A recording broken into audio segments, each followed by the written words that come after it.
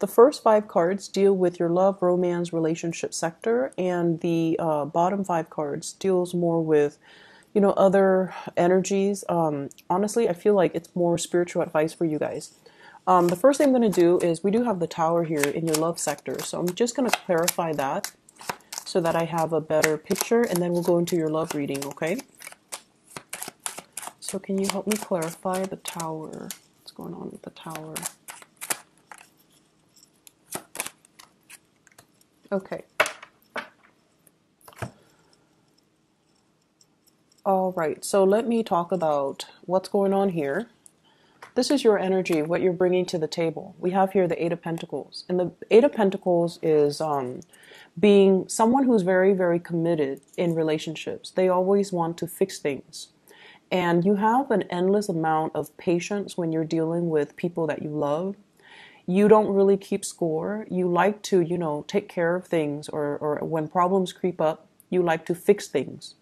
And it's a very admirable and very honorable trait. And I feel like you might have been working at fixing problems in a relationship for many, many, many years. And it's at a point where you're the only one doing all the work or putting in all the effort, and you feel almost like it's not fair. You want things to be a little bit more balanced. I feel for many of you as well, it's almost like the practical consideration of a relationship is what's keeping you and the other person together rather than the passion, the chemistry, the love. And so take this however it fits with your situation. I feel like this is the week where, tempers might flare up. And when you do get mad, when fixed signs get mad, you Leos, Aquarius, and Scorpios, you guys get really fuming mad. Most of the time you're able to, keep your temper in check, keep yourself under control. But I feel like this is the week where things are going to flare up, and issues regarding give and take and security and, kind of like I'm hearing I'm done with this, and then, a door slamming. That's going to be potentially coming into the picture.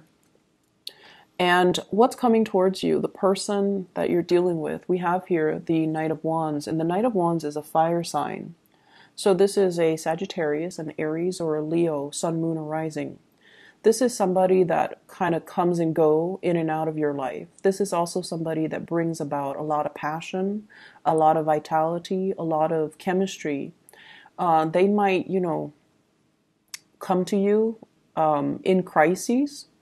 They're trying to lure you away from your work to have some fun with them.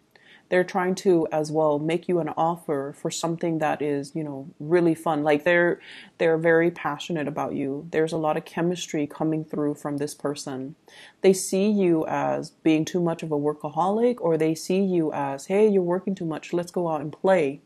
They might solicit you for a one-night stand. They might also solicit you to go out dancing, to go traveling, to take some type of a voyage with them, to get away from the mundane, work and home type of a routine. And I also feel as well, this is someone who's quite passionate for you. What they're bringing to the table, though, is we have here the Tower, and the Tower is basically the breakdown in something that we kind of lied to ourselves about and thought that, oh, it's going to be stable. If we just work at it, then it's going to be fine. If we put Band-Aid on solutions, then, the problems will go away. Or if we just ignore it and sweep it under the rug, then it didn't happen. But what's coming in for this week, I feel like things are imploding. Give and take, balance in a relationship, your own security, what you know to be really true and secure versus what you want because it's exciting, but it might not give you that foundation of security. All of these things are being brought up into the picture, or they're being brought up for questioning, because you're going to have to, figure out, do I keep working at this, or do I need to just let it go and cut my losses because the other person is not on board with me? You might be dealing with somebody who's like very in and out of the picture. They might not be around for the long haul. And so if you're getting involved with them, that can prove to be a situation where It's not stable enough. You don't trust it. Not that you don't trust the other person. They're all shown up in the upright position, but you don't trust that it's going to, give you that long-term stability that you're looking for. And so you're going to have to change your direction and offer your love and your commitment elsewhere. So I clarify the Tower. I pulled out the King of Pentacles, and the King of Pentacles is you being very deliberate about how you offer your love, what you want love to look like, as well as who you have in mind to make this offer to. So in the past, I feel like for many of you, you might have dealt with people that were a little bit more wrapped up in themselves, their own work. And they might be, attractive, fun, and exciting, but the energy is very kinetic, and I feel like it's all about them. You're working, you're busy doing your own things, and they're constantly coming in, disrupting your routine, your schedule. While that's fun, over time, it can create a lot of stress because you don't know when the next interruption is going to happen. And so there is a paradigm shift within you as to how do I achieve this state? How do I take care of myself? How do I preserve my own financial independence? How do I extract myself from this situation while maintaining my assets, not losing the house, the kids, not having to divide up property? And so I feel like there are calculations that you're taking, okay, to ensure that you don't end up empty-handed and that the other person doesn't, renege on their responsibilities or their promises and kind of leave you high and dry. And so I feel like with this Nine of Wands, this is the energy of the other person where they've been really hurt and they're willing to, come in and give it another go. And I feel like in this situation, you're seeing it as a lost cause and you're just like, I'm going to be making an offer elsewhere and offer it to somebody that is a little bit less self-serving or that is a little bit more anxious to come into the picture for me. So I see a fire sign, Sagittarius, Aries, or Leo, as well as an air sign, Aquarius, Gemini, and Libra. And I feel like you might be transitioning from one person, leaving them behind, allowing that relationship to kind of break down or fall away naturally. And then there's an air sign coming into the picture. Keep in mind as well that these energies are very young. We have the Knight of Wands and the Knight of Swords, two knights. The Knight energy are very passionate, are very excited, and their energy is still very young. So they're both in the upright position, which indicates to me that, you're not messing around with people that are very low vibrational. You actually have pretty good standards, and you want people who are honest and truthful.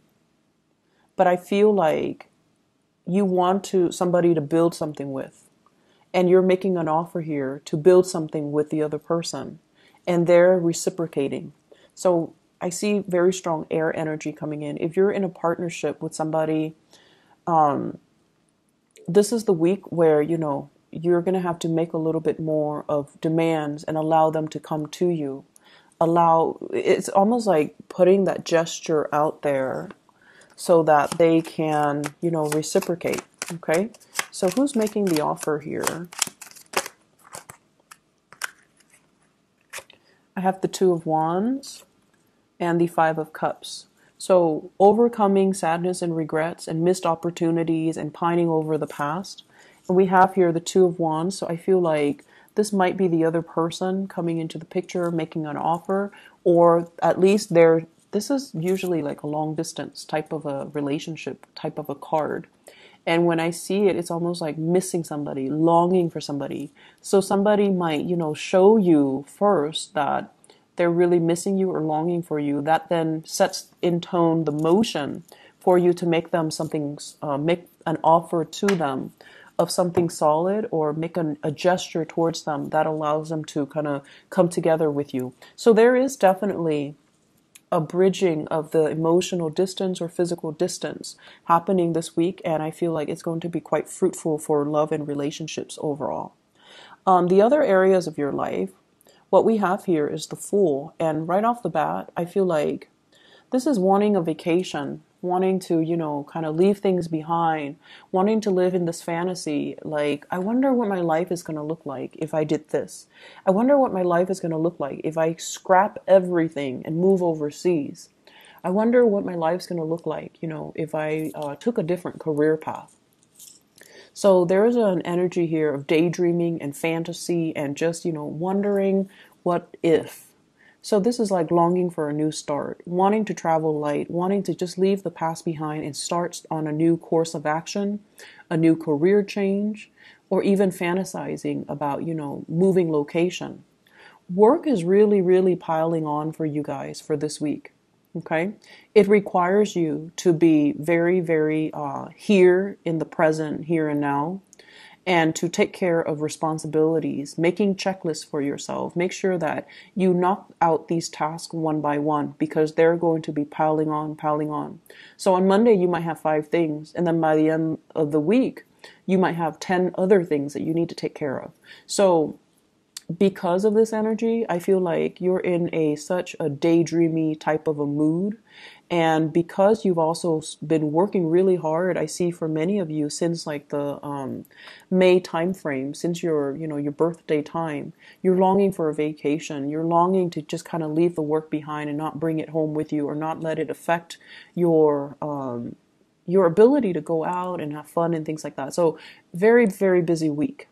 So the time to fantasize and the time to daydream and the time to, you know, long for that vacation, take care of your practical responsibilities first before you can move forward, okay? I see a water sign here, a Pisces, Cancer, Scorpio, and this is somebody that I'm feeling this is like a person from the past that you might have had a relationship with. And I also feel like there's going to be communication, bridging of distance as well. And they're coming in, but I feel like you are no longer feeling this person. So it's like they're contacting you. There's this message about, you know, reaching out, not altogether a sincere message. And the message might be like, hey, what's up? And like, how do you respond to that? Right? So I feel like you might just let the separation ensue because you're no longer intoxicated with this person. You're ready to move on and you're picking up the pieces of your life and really trying to implement new things, new way of doing in your life. I'm also seeing many of you going to the gym, lifting a lot of weights. I'm also feeling as well, you know, eating healthy, trying to cleanse, not drinking as much, not letting like vices affect your health. So gambling, for some reason that came up.